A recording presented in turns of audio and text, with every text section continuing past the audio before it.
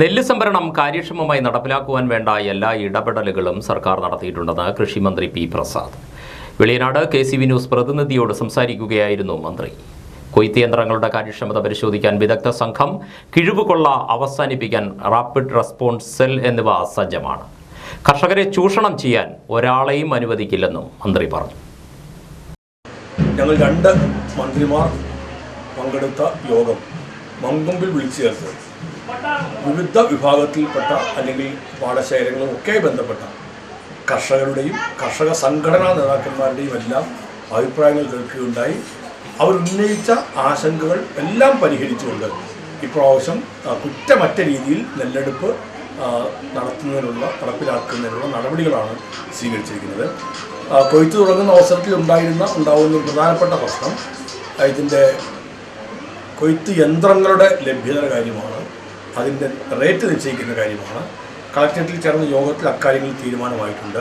യന്ത്രങ്ങളുടെ കാര്യക്ഷമത കൃത്യമായ എന്നവണ്ണം പരിശോധിക്കുന്നതിന് വേണ്ടിയിട്ട് പ്രത്യേകമായൊരു വിഭാഗത്തെ, ഈ മേഖലയിൽ വൈദഗ്ധ്യമുള്ളവരുടെ സംഘത്തെ ചുമതലപ്പെടുത്തും എന്ന് ഞാൻ പറഞ്ഞിരുന്നു.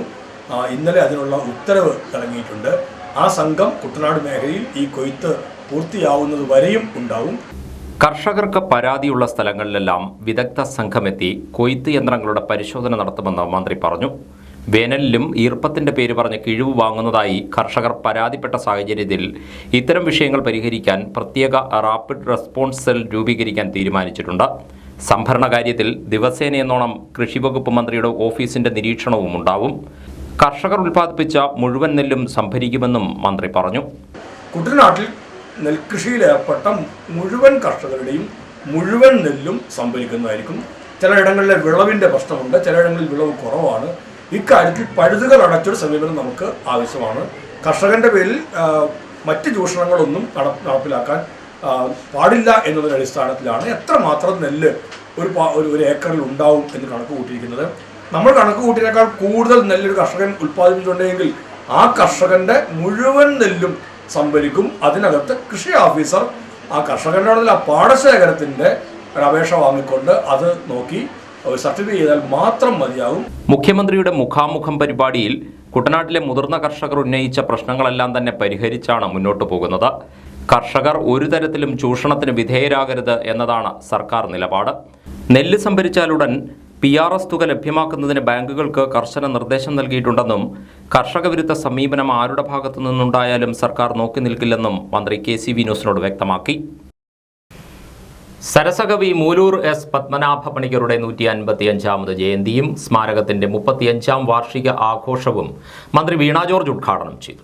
മൂലൂർ സ്മരണ നൽകുന്ന സന്ദേശം സാമൂഹിക മാറ്റത്തിന് പ്രേരണയാകുമെന്ന ഉദ്ഘാടന പ്രസംഗത്തിൽ മന്ത്രി അഭിപ്രായപ്പെട്ടു. മാനുഷിക വിഭജനം ഏറെ നടക്കുന്ന കാലഘട്ടത്തിൽ നഷ്ടപ്പെട്ടു പോകുന്ന മാനുഷിക മൂല്യത്തെ ചേർത്ത് പിടിച്ചുകൊണ്ടാണ് മൂലൂർ സ്മാരകം പ്രവർത്തിക്കുന്നത്. മൂലൂർ സ്മരണകൾ വിവേകപൂർവ്വം ചിന്തിക്കുന്നതിന് സഹായിക്കുന്നുവെന്നും സാമൂഹിക പരിഷ്കാരങ്ങൾക്ക് നേതൃത്വം നൽകുന്നതിനൊപ്പം എഴുത്തുകളിലൂടെ വരും തലമുറകളിലേക്ക് വെളിച്ചം അദ്ദേഹം പകർന്നു നൽകിയെന്നും മന്ത്രി വീണ ജോർജ് പറഞ്ഞു. അനേകം കാര്യങ്ങളിൽ മനുഷ്യർ വിഭജിക്കപ്പെടുകയും ജാതീയമായി മതപരമായി വിഭജിക്കപ്പെടുകയും, അപ്പോൾ അത് എത്ര വലിയ ഭയാനകമായിട്ടുള്ളൊരു സ്ഥിതിവിശേഷത്തിലേക്കാണ് ഒരു പക്ഷേ നാം സഞ്ചരിച്ചുകൊണ്ടിരിക്കുന്നത് എന്നുള്ള ഒരു ചിന്ത തീർച്ചയായിട്ടും സരസകവി മൂലൂരിൻ്റെ ഈ ജയന്തി ആഘോഷ വേളയിൽ എന്നിലുണ്ടാകണം എന്ന് ഞാൻ ആഗ്രഹിക്കുന്നു. നമ്മളിൽ ഓരോരുത്തരും തീർച്ചയായിട്ടും അതുണ്ടാകേണ്ടതായിട്ടുണ്ട്.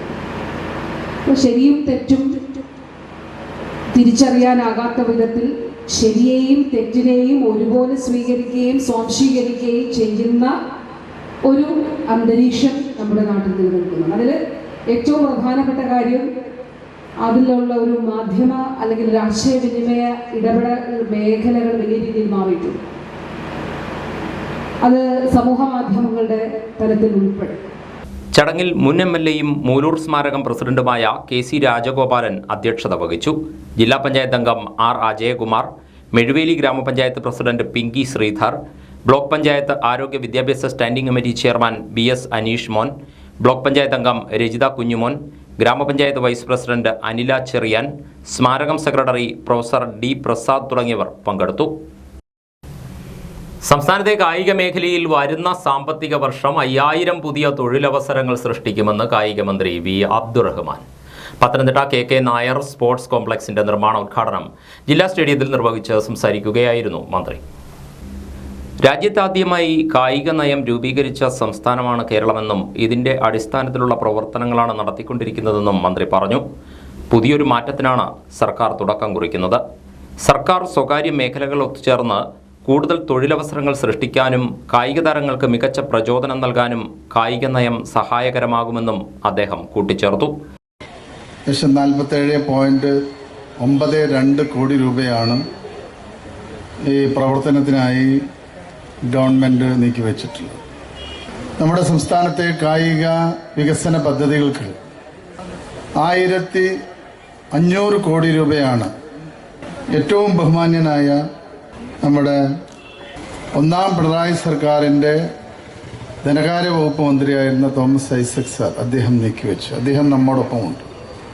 കേരളത്തിലെ കായിക പ്രവർത്തനങ്ങൾക്ക് പുതിയ ദിശാബോധം നൽകാൻ ഈ പ്രവർത്തനങ്ങൾക്ക് കഴിഞ്ഞു എന്നുള്ളതാണ്. ജില്ലയുടെ സ്വപ്നമായ ആധുനിക സ്റ്റേഡിയമാണ് ഇവിടെ യാഥാർത്ഥ്യമാവുന്നത്.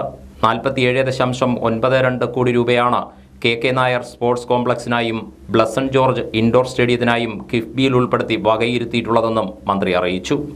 ജേർണലിസ്റ്റ് ക്രിക്കറ്റ് ലീഗിൽ മോസ്റ്റ് വാല്യുബിൾ പ്ലെയറായി തെരഞ്ഞെടുക്കപ്പെട്ട സച്ചിൻ സജിക്കും മികച്ച ഫീൽഡറായി തെരഞ്ഞെടുക്കപ്പെട്ട രഞ്ജിത് ഗോപിനാഥിനും ജില്ലാ സ്പോർട്സ് കൗൺസിലിന്റെ ആദരവായി കായിക മന്ത്രി മെമന്റോ സമ്മാനിച്ചു.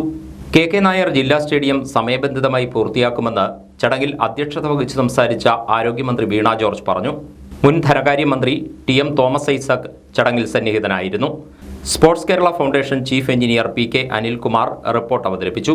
നഗരസഭാ അധ്യക്ഷൻ അഡ്വക്കേറ്റ് സക്കീർ ഹുസൈൻ, ജില്ലാ sports council president K Anilkumar, ജനപ്രതിനിധികൾ, ഉദ്യോഗസ്ഥർ, വിദ്യാർത്ഥികൾ തുടങ്ങിയവർ പങ്കെടുത്തു. കേന്ദ്ര സഹമന്ത്രിയും തിരുവനന്തപുരത്തെ BJP സ്ഥാനാർത്ഥിയുമായ രാജീവ് ചന്ദ്രശേഖർ ചങ്ങനാശ്ശേരി പെരുന്നയിൽ NSS ആസ്ഥാനത്തെത്തി. സ്വകാര്യ സന്ദർശനം മാത്രമായിരുന്നെന്നും ജനറൽ സെക്രട്ടറി G. സുകുമാരൻ നായരുമായി രാഷ്ട്രീയം ചർച്ച ചെയ്തില്ലെന്നും രാജീവ് ചന്ദ്രശേഖർ പറഞ്ഞു. വ്യാഴാഴ്ച രാവിലെ 10:30 രാജീവ് ചന്ദ്രശേഖർ പെരുന്നയിലെത്തിയത്. NSS general secretary G. Sukumaran നായരുമായി അദ്ദേഹം കൂടിക്കാഴ്ച നടത്തി. തെരഞ്ഞെടുപ്പിന് മുൻപായി ജനറൽ സെക്രട്ടറിയുടെ അനുഗ്രഹം വാങ്ങാനാണ് താൻ എത്തിയതെന്ന് അദ്ദേഹം പറഞ്ഞു. ഞാൻ വന്നത് ഒരു കർട്ടിസി വിസിറ്റ്. നിങ്ങൾക്കെല്ലാവർക്കും അറിയാമല്ലോ, തിരുവനന്തപുരത്ത് ഒരു വികസനത്തിൻ്റെ ഒരു ജേർണിയിലാണ്. അപ്പോൾ ജനറൽ സെക്രട്ടറി സാറിൻ്റെ കൂടെ ഒരു കർട്ടിസി വിസിറ്റും അദ്ദേഹത്തിൻ്റെ ഒരു അനുഗ്രഹവും വന്നിട്ട് അദ്ദേഹത്തിൻ്റെ ഒരു ബ്ലെസ്സിങ്സ് കിട്ടാനാണ് ഞാൻ ഇന്ന് വന്നത്. അദ്ദേഹം നല്ലൊരു ഇച്ചിരി പുസ്തകം തന്നിട്ടുണ്ട് ആസ് എ ഗിഫ്റ്റ്. അതുമാത്രം വേറെ അങ്ങനെ ഒരു പോളിറ്റിക്സ് ഒന്നുണ്ട് ഞാൻ ഡിസ്കസ് ചെയ്യാൻ ഞാനല്ല വന്നത്. ഞാൻ ഒരു ബേസിക് ഒരു കോർട്ടസി വെച്ചിട്ടും ഒരു അനുഗ്രഹം ആണ്. അങ്ങനെ എതിരാളി ശശി തരൂർ ഇവിടെ വലിയ ബന്ധമുള്ള ആളാണ്. 2 വർഷം മുമ്പ് അത് ഞാനുണ്ട്, അതൊന്നും ഡിസ്കസ് ചെയ്യും. തിരുവനന്തപുരത്ത് പ്രാദേശിക BJP നേതാക്കൾ ചിലരെ പ്രതിഷേധം താങ്കളുടെ സ്ഥാനാർത്ഥിത്വമായിട്ട് ബന്ധപ്പെട്ട് അറിയിച്ചു. ഇന്നൊന്ന് പ്രാദേശിക ചില നേതാക്കളെ തങ്ങളുടെ സ്ഥാനാർത്ഥിത്വം ബന്ധപ്പെട്ട് ചില പ്രതിഷേധമൊക്കെ അറിയിച്ചു. ശ്രദ്ധയിൽപ്പെട്ടിരുന്നല്ലോ. എനിക്ക് അങ്ങനെ ടെലിഗ്രാം ഒന്നും കിട്ടിയിട്ടില്ല. ഈ പത്മജ വേണുഗോപാൽ BJP തിരുവനന്തപുരത്ത് താൻ സ്ഥാനാർത്ഥിയായതിൽ പ്രാദേശിക നേതാക്കൾക്ക് അതൃപ്തിയുണ്ടെന്ന കാര്യം തനിക്ക് അറിയില്ലെന്നും രാജീവ് ചന്ദ്രശേഖർ വ്യക്തമാക്കി. പത്മജ വേണുഗോപാലിന്റെ BJP പ്രവേശനത്തെക്കുറിച്ച് ചോദിച്ചപ്പോൾ ഉത്തരം പറയാതെ അദ്ദേഹം ഒഴിഞ്ഞുമാറി. അടുത്തിടെ BJPയിൽ ചേർന്ന ഷോൺ ജോർജിനൊപ്പമാണ് രാജീവ് ചന്ദ്രശേഖർ ചങ്ങനാശ്ശേരിയിലെത്തിയത്. വെളിനാട് ഗവൺമെന്റ് LP സ്കൂളിന്റെ 112ാമത് വാർഷികാഘോഷം കൃഷി വകുപ്പ് മന്ത്രി P. പ്രസാദ് ഉദ്ഘാടനം ചെയ്തു. കതിർ 2024 എന്ന പേരിലായിരുന്നു പരിപാടി.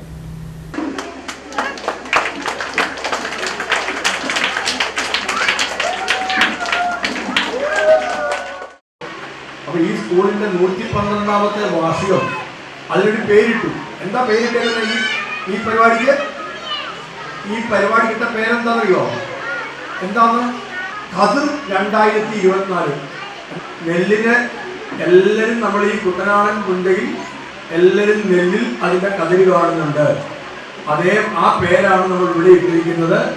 കതിർ 2024 നല്ല പരിപാടിയാണിത്. ഇന്നത്തെ ദിവസം ഞാൻ ഈ സ്കൂളിൽ ഒരു പ്രത്യേകത, നമ്മുടെ കൊച്ചു കൂട്ടുകാരും ഇട്ടിരിക്കുന്ന വസ്ത്രം ഏറ്റവും കൂടുതൽ ഏത് കളറാണ്? മഞ്ഞയാണോ, പച്ചയാണോ, കറുപ്പാണോ, വെളുപ്പാണോ, നീലയാണോ, കാപ്പിപ്പൊടി കളറാണോ, വയലറ്റ് കളറാണോ, ഇന്നേത് കളറാ? റെഡ്.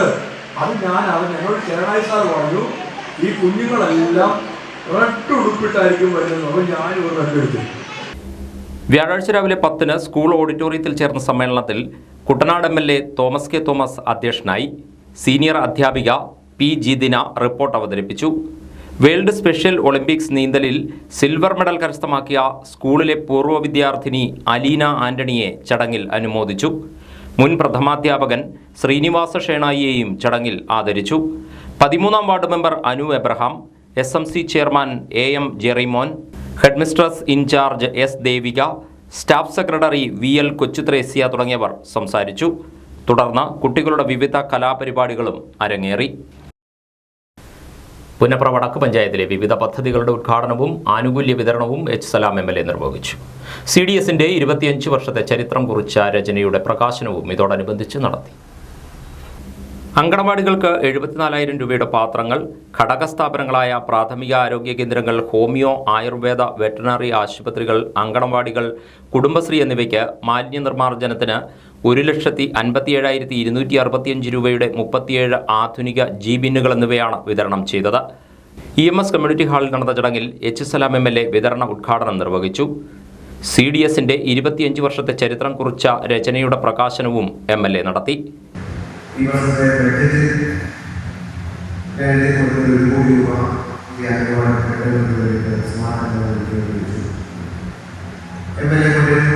ഈ ബഡ്ജറ്റ് പുറമേയും ജില്ലാ പഞ്ചായത്തിൻ്റെയും അതുപോലെ ബ്ലോക്ക് പഞ്ചായത്തിൻ്റെയും ഗ്രാമപഞ്ചായത്തിൻ്റെയും വിവിധ 3 തരത്തിലെ സന്ദേശങ്ങൾ സ്ഥാപനം എല്ലാവരും കൂടി ചേർന്ന് നമുക്ക് ഈ ലക്ഷ്യം സാധ്യമാക്കാൻ പറ്റുമെന്നാണ് വിചാരിക്കുന്നത്.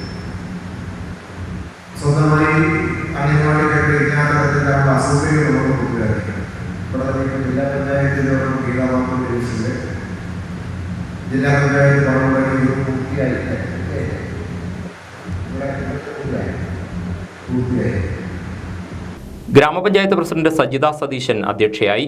വൈസ് പ്രസിഡന്റ് AP സരിത, ജില്ലാ പഞ്ചായത്ത് അംഗം Geethababu, CDS chairperson G. Indulekha, vice president Sudharma Manoharan, panchayat secretary KA Sahir തുടങ്ങിയവർ പങ്കെടുത്തു. മങ്കൊമ്പിൽ കർഷകരുമായി നടന്ന സംവാദ പരിപാടിക്കിടെ നെൽകർഷക സംരക്ഷണ സമിതി നേതാക്കളെ മന്ത്രിമാർ അധിക്ഷേപിച്ചുവെന്ന ആരോപണവുമായി സമിതി സംസ്ഥാന പ്രസിഡന്റ് റജീന അഷറഫ്. സത്യം പറഞ്ഞവരെ ഗൂഢാലോചനക്കാർ എന്ന് വിളിച്ച് അപമാനിച്ചുവെന്നാണ് പരാതി. കണക്കുകളുടെ അടിസ്ഥാനത്തിലാണ് തങ്ങൾ ചോദ്യം ഉന്നയിച്ചതെന്നും സംവാദമെന്നാൽ ഏകപക്ഷീയമല്ലെന്നും റജീന പറഞ്ഞു. മന്ത്രിമാരായ GR അനിൽ, P. പ്രസാദ് എന്നിവരുടെ നേതൃത്വത്തിൽ കഴിഞ്ഞ ദിവസം മങ്കൊമ്പ് നെല്ല് ഗവേഷണ കേന്ദ്രത്തിൽ നടന്ന സംവാദത്തിൽ നെല്ലുവില സംബന്ധിച്ച് NKSS സംസ്ഥാന ജനറൽ സെക്രട്ടറി സോണിച്ചൻ പുളുങ്ങുന്ന ചോദ്യം ഉന്നയിച്ചിരുന്നു. ഇത് സിവിൽ സപ്ലൈസ് മന്ത്രിയെ ക്ഷുഭിതനാക്കിയെന്നാണ് ആരോപണം. കർഷക ആത്മഹത്യയെക്കുറിച്ച് നെൽകർഷക സംരക്ഷണ സമിതി സെക്രട്ടറി മാത്യു തോമസ് ചോദ്യമുന്നയിച്ചപ്പോൾ കൃഷിമന്ത്രി താക്കീത് നൽകിയതായും റജീന പറയുന്നു. കർഷകന് അർഹതപ്പെട്ട വില നൽകാൻ തയ്യാറല്ല എന്ന് പ്രഖ്യാപിക്കുന്ന സംവാദമാണ് മങ്കൊമ്പിൽ നടന്നതെന്നും അവർ ആരോപിച്ചു.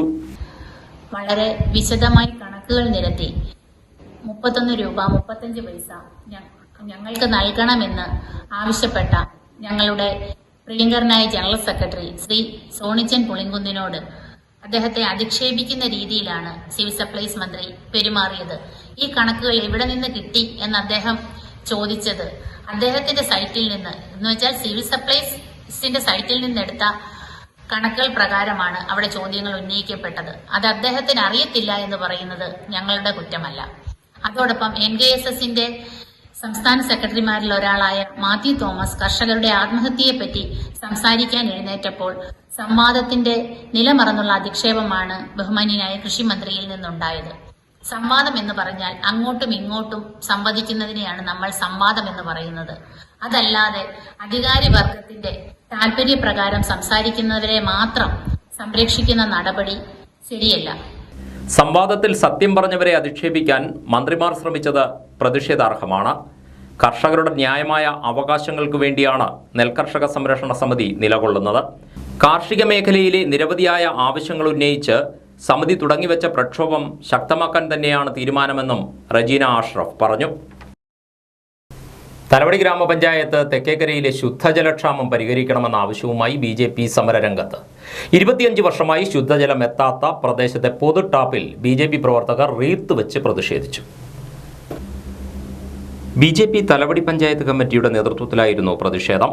പൊതുപ്രവർത്തകൻ ഡോക്ടർ ജോൺസൺ V. ഇടിക്കുള സമരപരിപാടി ഉദ്ഘാടനം ചെയ്തു. തലവടി പഞ്ചായത്തിൻ്റെ തെക്കേക്കരയിൽ പ്രത്യേകിച്ച് 12ാം വാർഡിൽ കുടിവെള്ള വിതരണം നിലച്ചിട്ട് ഏതാണ്ട് 25 വർഷത്തിലധികമാകുന്നു. ഗവൺമെൻറ് LPS ചെത്തിപ്പരിക്ക സ്കൂളിന് സമീപം ഒരു പൊതു ടാപ്പുണ്ട്. ആ പൊതു ടാപ്പ് ദ്രവിച്ച് ഇപ്പോൾ അവശിഷ്ടങ്ങൾ മാത്രമേ അവിടെ ഉള്ളൂ. BJP തലവടി പഞ്ചായത്ത് കമ്മിറ്റിയുടെ നേതൃത്വത്തിൽ ഇതുപോലെ ഒരു പ്രതിഷേധ സമരം സംഘടിപ്പിക്കുവാൻ സാധിച്ചതിൽ അങ്ങേയറ്റം അവരെ അഭിനന്ദിക്കുകയും ഈ പ്രതിഷേധ പരിപാടി ഉദ്ഘാടനം ചെയ്തതായി അറിയിക്കുകയും ചെയ്യുന്നു. പതിറ്റാണ്ടുകളായി പ്രദേശവാസികൾ അനുഭവിക്കുന്ന ശുദ്ധജലക്ഷാമം പരിഹരിക്കുവാൻ രാഷ്ട്രീയ ചിന്തകൾക്ക് അതീതമായുള്ള ജനകീയ കൂട്ടായ്മ ആവശ്യമാണെന്ന് അദ്ദേഹം അഭിപ്രായപ്പെട്ടു. BJP 129 number booth committee president Santhosh Kumar പ്രതിഷേധ യോഗത്തിൽ അധ്യക്ഷത വഹിച്ചു. തകഴി മണ്ഡലം സെക്രട്ടറി രമേശ് കുമാർ കുളക്കരോട്ട് മുഖ്യപ്രഭാഷണം നടത്തി. തുടർന്ന് 25 വർഷത്തിലധികമായി ശുദ്ധജലമെത്താത്ത പൊതുടാപ്പിൽ BJP Thalavady panchayat general secretary TN Harikumar, panchayat committee secretary Manoj Manakkalam, Morcha panchayat committee secretary Ratheesh 18 ചിറ എന്നിവർ ചേർന്ന് റീത്ത് വെച്ച് പ്രതിഷേധിച്ചു. കുടിവെള്ളക്ഷാമം രൂക്ഷമായ പ്രദേശങ്ങളിൽ ഗുണനിലവാരം ഉറപ്പുവരുത്തി ജനങ്ങൾക്ക് സൗകര്യപ്രദമായ സമയത്ത് ആവശ്യാനുസൃതമായി കുടിവെള്ളം വിതരണം നടത്തണമെന്ന് യോഗം ആവശ്യപ്പെട്ടു. നിരണം തൃക്കപാലേശ്വരം ക്ഷേത്രത്തിലെ ഉത്സവത്തോടനുബന്ധിച്ച് മാർച്ച് 8 വെള്ളിയാഴ്ച കെട്ടുകാഴ്ച നടത്തപ്പെടുകയാണ്. ഇക്കാരണത്താൽ കെട്ടുകാഴ്ച സമയത്ത് നിരണം പഞ്ചായത്ത് മുക്ക് മുതൽ ക്ഷേത്രം വരെയുള്ള ഭാഗങ്ങളിൽ വൈദ്യുതി മുടങ്ങാൻ സാധ്യതയുണ്ടെന്ന് അധികൃതർ അറിയിച്ചു. കേബിൾ TV വരിക്കാരും ഇതൊരറിയിപ്പായി പരിഗണിക്കുക.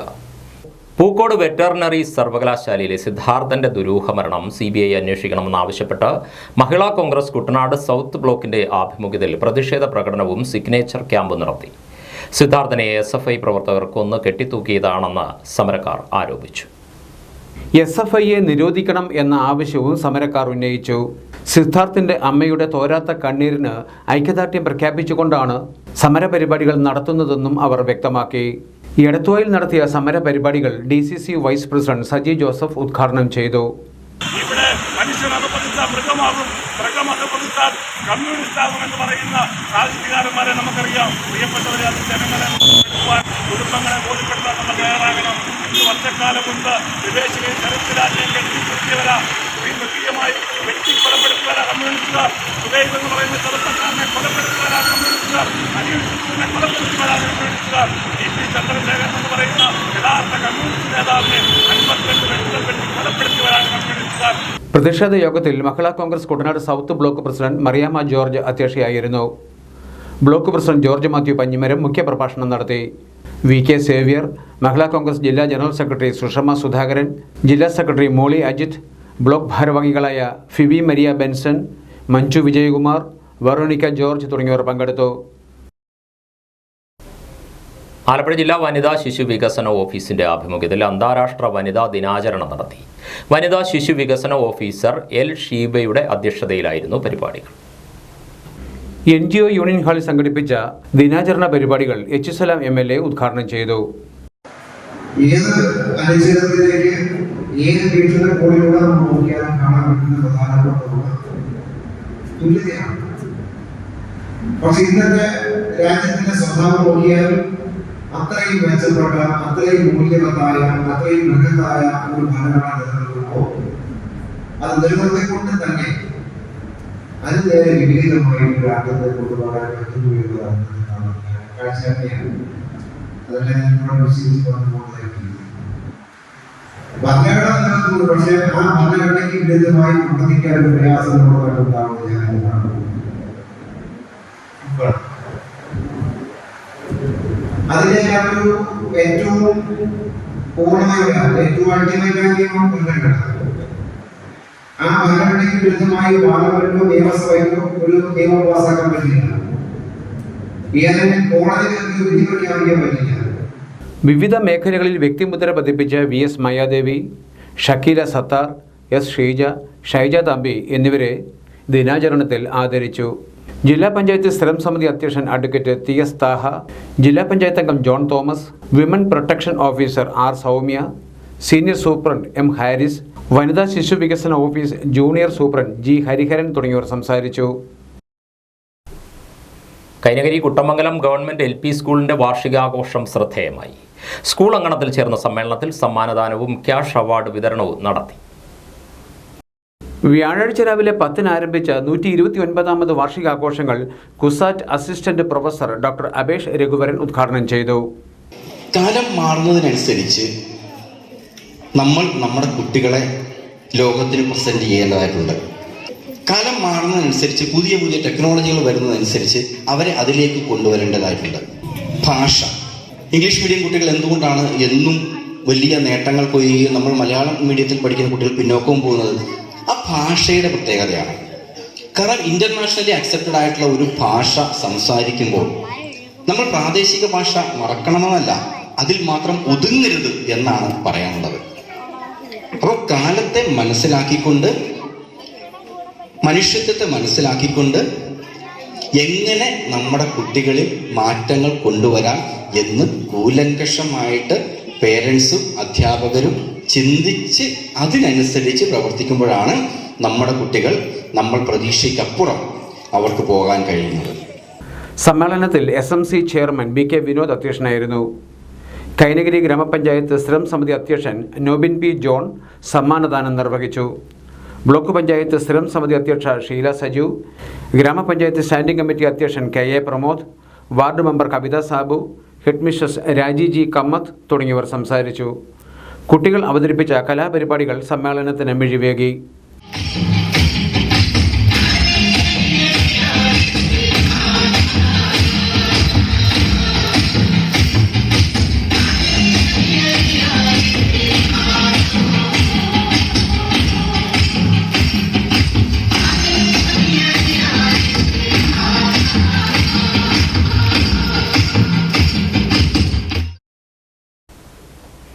ബഹുഭൂരിപക്ഷം വരുന്ന പിന്നാക്ക വിഭാഗം ഹിന്ദുക്കളെ അവഗണിക്കുന്ന സമീപനമാണ് കേരളത്തിലെ BJP നേതാക്കൾ സ്വീകരിക്കുന്നതെന്ന് ആരോപണമുയരുന്നു. ധീവര ഐക്യവേദി സംസ്ഥാന കമ്മിറ്റി കൺവീനർ സ്വാമി ബാലകൃഷ്ണനാഥ്, അഖില ഭാരതീയ പത്മശാലിയ സംഘം ദേശീയ general secretary advocate C Bhaskaran എന്നിവർ ആലപ്പുഴയിൽ വാർത്താ സമ്മേളനത്തിലാണ് ഈ ആരോപണം ഉന്നയിച്ചത്. കേരളത്തിലെ ഹിന്ദു സമൂഹം എന്ന് പറയുന്നത് ബഹുഭൂരിപക്ഷം വരുന്നത് പിന്നോക്ക ജാതിക്കാരാണ്. ഈ പിന്നോക്ക സമുദായത്തിൽപ്പെട്ട ഹിന്ദുക്കൾക്ക് BJPയിൽ ഒരു പ്രതീക്ഷ ഉണ്ടായിരുന്നു. ആ പ്രതീക്ഷകളെല്ലാം അസ്ഥാനത്താണെന്ന് കേരളത്തിലെ BJP നേതാക്കന്മാർ തെളിയിച്ചിരിക്കുകയാണ്. അധികാരത്തിൻ്റെ വിതരണം വരുമ്പോൾ, അധികാരം പങ്കിടുമ്പോൾ കാലങ്ങളായി തുടർന്നു വരുന്നത് തന്നെയാണ് BJP ഇപ്പോഴും തുടർന്നു വരുന്നത്. അധികാരം പങ്കിട്ടു വരുമ്പോൾ ഇവിടുത്തെ സംഘടിത വിഭാഗങ്ങൾ അത് തട്ടിക്കൊണ്ടുപോകുന്ന ഒരു സ്ഥിതിവിശേഷമാണ്. അതിപ്പോഴും BJP അത് ഏറ്റെടുത്തിരിക്കുകയാണ്. BJP പ്രഖ്യാപിച്ച സ്ഥാനാർത്ഥികളിൽ പിന്നോക്ക സമുദായങ്ങൾക്ക് യാതൊരു പ്രാതിനിധ്യവും ഉണ്ടായിട്ടില്ല. അധികാര സ്ഥാനങ്ങൾ പങ്കിടുമ്പോൾ പിന്നോക്ക വിഭാഗക്കാർക്ക് BJP യാതൊരു പരിഗണനയും നൽകുന്നില്ല എന്ന് ഇവർ ആക്ഷേപം ഉന്നയിച്ചു. പാർലമെന്റ് ഇലക്ഷന് BJP കേരളത്തിൽ പ്രഖ്യാപിച്ച സ്ഥാനാർത്ഥി പട്ടിക പരിശോധിച്ചാൽ ഇത് വ്യക്തമാകുമെന്നും ഈ നേതാക്കൾ പറഞ്ഞു. അമ്പലപ്പുഴ താലൂക്കിൽ പുറക്കാട് പഞ്ചായത്തിൽ നിന്നും എക്സൈസ് പരിശോധനയിൽ 7.8 ലിറ്റർ ചാരായവും 40 ലിറ്റർ സ്പെൻഡ് വാഷും മറ്റു ഉപകരണങ്ങളും കണ്ടെടുത്തു. നാഗപ്പറമ്പ് വീട്ടിൽ ജിനിമോൻ താമസിക്കുന്ന വീടിന്റെ പിന്നിൽ നിന്നുമാണ് ഇത് കണ്ടെടുത്തത്. ജിനിമോനെ പോലീസ് അറസ്റ്റ് ചെയ്തു. ജിനിമോൻ എന്നയാൾ താമസിക്കുന്ന വീടിന്റെ പിന്നിൽ ചാരായം വാറ്റ് നടക്കുന്നു എന്ന് വിശ്വാസയോഗ്യമായ വിവരം ലഭിച്ചതിനെ തുടർന്നാണ് എക്സൈസ് ഉദ്യോഗസ്ഥർ പരിശോധന നടത്തിയത്.